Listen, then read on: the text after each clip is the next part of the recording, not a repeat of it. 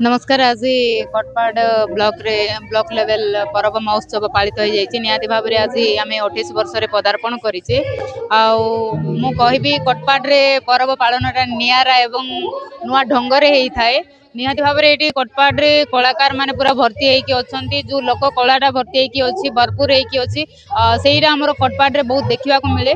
निहाती भाव में मु ब्लॉक प्रशासन एवं कटपाड़ समस्त ब्लॉकवासी को धन्यवाद देवी से भल पाइबा एवं से लोक कला ही मत ये टाणिकी आनी था सब आसी था।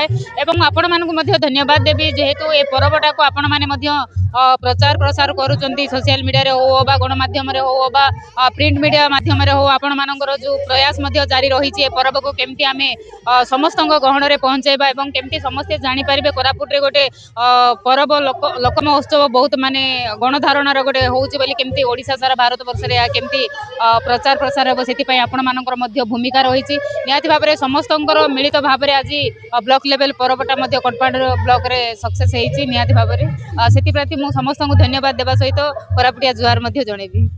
कला संस्कृतिर सहर कोटपाड़ सहर आज पर्व 2025 एठार जो पालन करा जाउची दलगत जाति धर्म निर्विशेष समस्त आज एठारे योगदान को आज निश्चित भाव में कहबी ये पर्व जो उद्देश्य तैयारी होता है उद्देश्य साधित हो पारी। लुकायित प्रतिभा सहित ये अंचल विभिन्न प्रकार जो फसल भी होची ताकू किपरि भाव में जातीय स्तर पर्यंत पहुँचेबार से प्रयास विभिन्न स्टॉल माध्यम जनसाधारण को देखा जाउची एवं सेठारे विभिन्न अंचल आसथिबा लोक उपभोग करुचंदी जो द्वारा कि अंचल जहाँ भी प्रतिभा रही तो आम अन्वेषण करुचु ता सहित अंचल प्रतिटी जहाँ भी उत्पादन होती जनसाधारण निकट पहुँचा सुजोग मिलूँ।